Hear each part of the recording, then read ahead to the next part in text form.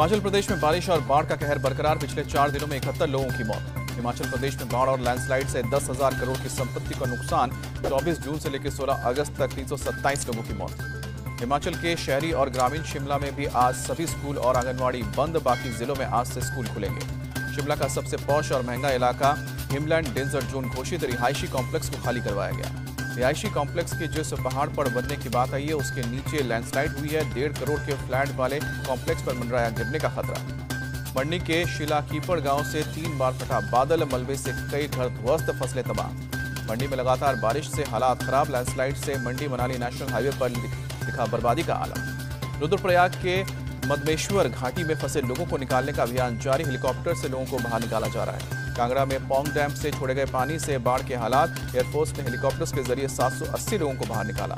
चंबा जिले के तीसा के जांजू नाला में बड़ा जलस्तर। तेज धार में फंसे एक शख्स को बचाया गया। सीएम सुखविंदर सिंह सुक्खू ने बाढ़ प्रभावित इलाकों का दौरा किया। कहा कि हिमाचल के सामने अब पहाड़ जैसी चुनौती है। हिमाचल के गवर्नर शिव प्रताप शुक्ला का बयान। राज्य सरकार लोगों की हर संभव मदद कर रही है। आपदा में सबको मिलकर काम करना होगा। हिमाचल के पूर्व सीएम जयराम ठाकुर ने कृष्णानगर इलाके का दौरा किया। प्रभावित लोगों से मुलाकात की, मदद का भरोसा भी दिया। कृष्णानगर इलाके में ज्यादा नुकसान हुआ है। करीब 250 परिवार प्रभावित हुए हैं। मंत्री विक्रमादित्य सिंह का बयान। उत्तराखंड में आज भारी बारिश की आशंका। मौसम विभाग ने येलो अलर्ट जारी किया है। उत्तराखंड में 2 नेशनल हाईवे सहित 158 सड़कें बाधित हैं। सभी जिला अधिकारियों और आपदा विभाग को अलर्ट पर रखा गया है।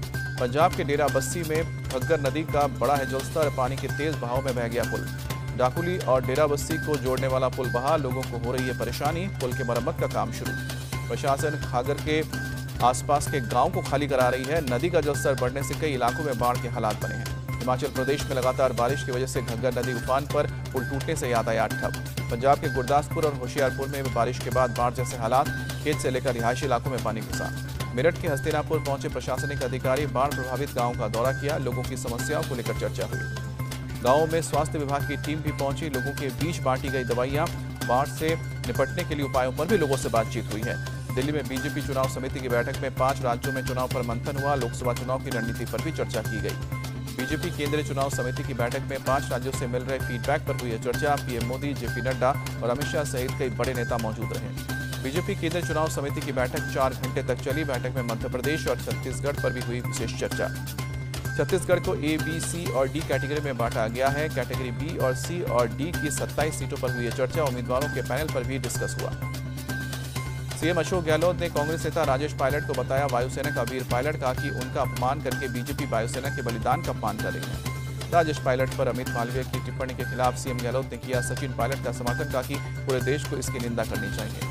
राजस्थान विधानसभा चुनाव को लेकर कांग्रेस पर्यवेक्षक मैदान में। आज से 25 अगस्त तक टिकट के उम्मीदवारों की ग्राउंड रियलिटी की जांच करेंगे। कांग्रेस के सभी पर्यवेक्षक 15 सितंबर तक स्क्रीनिंग कमेटी को सौंपेंगे रिपोर्ट। पर्यवेक्षक 3-3 उम्मीदवारों के पैनल के साथ देंगे रिपोर्ट। दिल्ली विधानसभा के विशेष सत्र को आज संबोधित कर सकते हैं सीएम अरविंद केजरीवाल। सुबह 11 बजे से शुरू होगी कार्यवाही। एलजी की आपत्ति से के बावजूद बुधवार से बुलाया गया विधानसभा का विशेष सत्र। विधानसभा अध्यक्ष ने कहा कि एलजी को आपत्ति जताने का अधिकार नहीं है। नियमों के तहत ही सदन की बैठक होगी। दिल्ली की 7 सीटों पर मचे घमासान पर कांग्रेस की सफाई। दिल्ली इंचार्ज दीपक बावरिया बोले अलका लांबा का बयान कांग्रेस का आधिकारिक बयान नहीं। दीपक बावरिया ने कहा कि आज की मीटिंग पर गठबंधन पर नहीं हुई चर्चा। आम आदमी पार्टी में कुछ लोग अमेचर। कांग्रेस की सफाई पर आम आदमी पार्टी का आया रिएक्शन। कहा कि गठबंधन पर टॉप लीडर्स लेंगे फैसला। अलका लांबा ने कहा था कि कांग्रेस दिल्ली की 7 लोकसभा सीटों पर चुनाव लड़ने को तैयार। अलका लांबा के बयान पर आप प्रवक्ता प्रियंका कक्कड़ ने कहा कि अगर कांग्रेस हमारे साथ नहीं है तो IDIA अलायंस की बैठक में जाने का मतलब नहीं है। दिल्ली के में कांग्रेस के साथ गठबंधन पर बोले मंत्री सौरभ भारद्वाज। शीर्ष नेतृत्व करेगा फैसला। दिल्ली कांग्रेस अध्यक्ष अनिल चौधरी ने कहा कि गठबंधन पर फैसला लेने का काम पार्टी का है, लेकिन मैं अरविंद केजरीवाल से सवाल पूछता रहूंगा। दिल्ली कांग्रेस का बदला सकता है अध्यक्ष। मल्लिकार्जुन खड़गे और राहुल ने नेताओं से किए 1-to-1 बात। इंडिया अलायंस की बैठक को लेकर एनडीए नेताओं ने की चर्चा। तैयारियों को लेकर रूपरेखा तैयार की गई। मुंबई में होने वाली इंडिया अलायंस की बैठक में मोदी और बीजेपी के खिलाफ बनेगी रणनीति। शरद पवार ने दी जानकारी। केंद्र सरकार पर बरसे शरद पवार। सत्ता में बैठे लोग ताकत का कर रहे हैं गलत इस्तेमाल। जो बीजेपी को समर्थन देगा हम उसके साथ नहीं जाएंगे। अजीत पवार से हुई मुलाकात पर बोले शरद पवार किसी भी पद के ऑफर की नहीं हुई है चर्चा।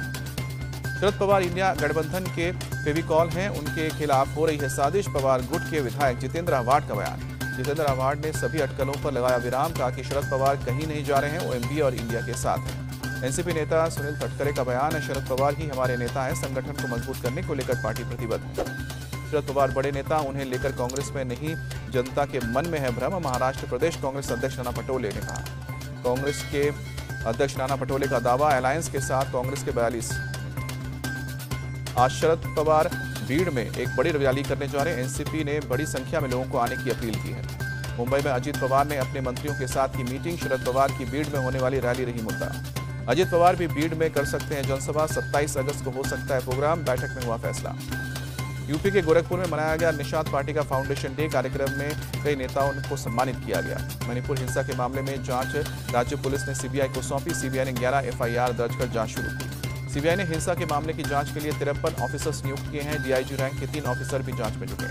मथुरा में कृष्ण जन्मभूमि के पास बुलडोजर एक्शन पर फिलहाल रोक, सुप्रीम कोर्ट ने 10 दिनों के लिए स्टे लगाया है। डेमोलिशन ड्राइव पर यथास्थिति बनाए रखने का आदेश, रेलवे और केंद्र को नोटिस जारी, 1 हफ्ते बाद अगली सुनवाई। मथुरा पहुंचे बागेश्वर पीठाधीश्वर धीरेन्द्र शास्त्री, रुद्राभिषेक कार्यक्रम में लिया हिस्सा, बोले कि जल्द मुक्त होगा मथुरा और काशी।